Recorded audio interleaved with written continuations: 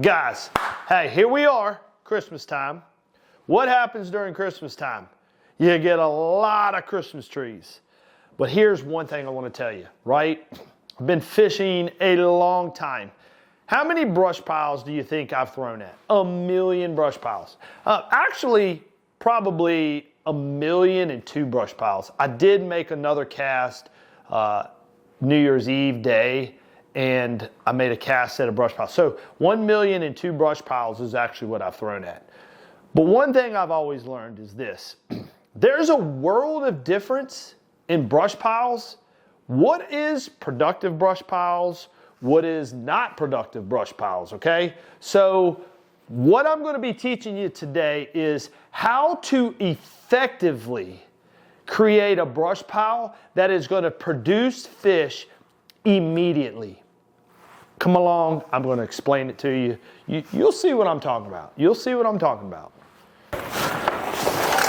Ugh. Oh, that sounds bad. Yeah. How many of y'all think we're going to get a 10-pounder out of this? Well, I'm going to show you how to get a 10-pounder out of this.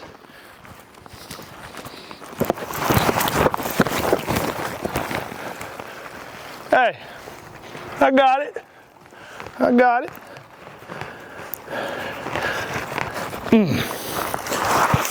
Woo. I didn't know Christmas would be so much fun. All jokes aside, let's get a little bit serious about talking bass fishing. Let's talk about brush pile fishing. One of the most productive things you can do when fishing, anytime you see a structure in the water, it could be a stump, it could be a log, it could be a Christmas tree, it could be whatever it may be. Those objects attract a lot of bass, a lot of bass. But there's one key thing that I've learned throughout my 30-something years of tournament fishing is that kind of the older Christmas trees, the ones that's been in it for a couple years, those are always the dominated Christmas tree piles that you want. There's like a 2-year window, and then after about year 3 and 4, the limbs start breaking off of it. It's not as effective. But I want to teach you something. What makes an effective brush pile? Well, number one, yes, this is a big piece of structure. Yes, this has a lot of things that you think would attract a lot of bass. But here's the key. The key is giving the bass an area that they can bury up in this brush pile. Right now, they can be on the outside, which is okay, but they can be on the outside. They can't see through the other side. So for an example, let's just say I was deer hunting and this big tree was here behind me. If I wanted to look on the other side of this tree, what's going to happen? I can't see through this tree. I can't get inside of this tree. If I was able to be on this side of the tree and it was clear, I can still see bait fish. I can still see a lure on the other side of the tree. Not to say that it's totally impossible to catch fish around a full-size Christmas tree. And let's get real. My hands are like asphalt. They're as manly as you can get, but yet they're still prickly. The same thing is with the bass's skin. They love grass. Why? Grass is soft. Okay, the same thing is true with a tree. We don't like thorn bushes. We don't like anything prickly. So what do we got to do to create an incredible brush pile on year 1? I mentioned year 2, year 3 are good Christmas trees to be fishing around, but how do we create a good brush pile on year 1? Let's get to it. All right, so let's talk a little bit more. We talked about sight for bass fishing. What creates a good brush pile? It's something that they can feel secure around, but also ambush the bait fish that the bass are looking for. They can't really ambush on the other side of this tree. That's what, again, that's why. So what is our purpose? Well, you're about to see our purpose is to get rid of all these tiny little limbs, because when you throw this tree, now listen to me, if you were to throw this tree into the water, it's almost going to preserve all this tiny little stuff for a long while. All right, so we talked about the importance of being able to see through and giving the bass and crappie or whatever you're fishing for something that they can get in, feel secure, and be able to see and ambush. So what we're going to do is actually we're going to set this on fire. I can't wait because I'm kind of a pyro guy. So we're actually going to set this on fire.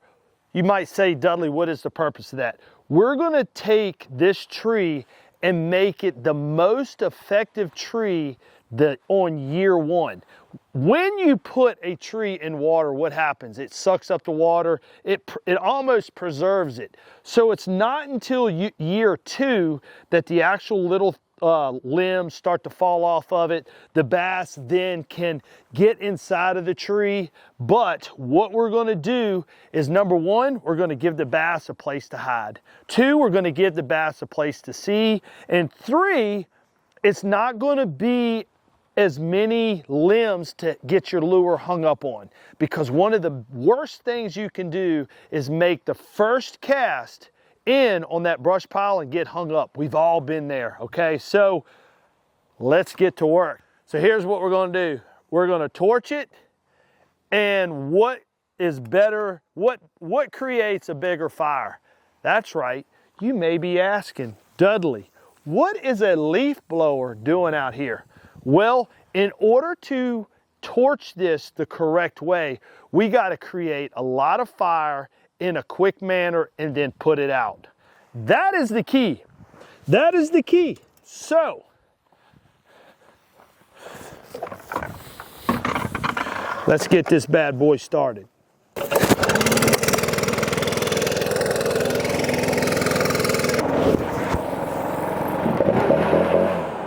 The fun part.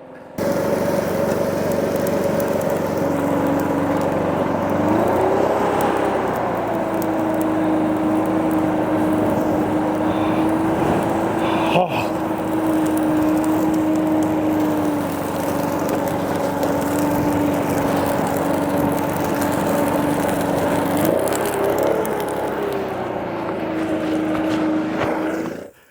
Would you just look there?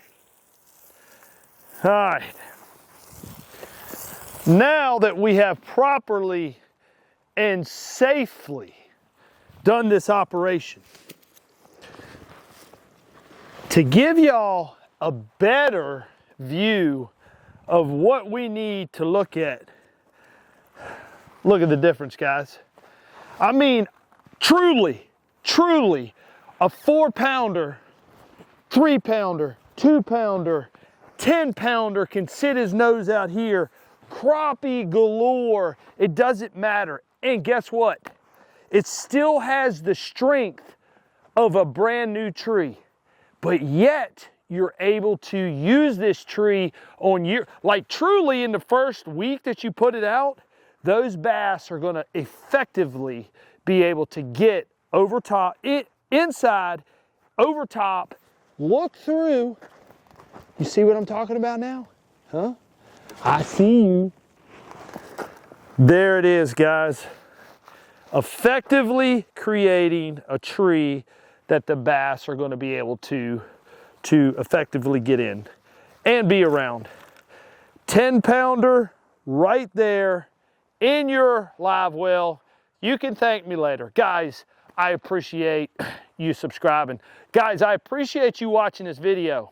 I hope you're able to use this video to produce a lot more bass for you. Guys, make sure you check out the link in the description below. I got a lot of links showing you some of my favorite rods and reels, the tackle that I use.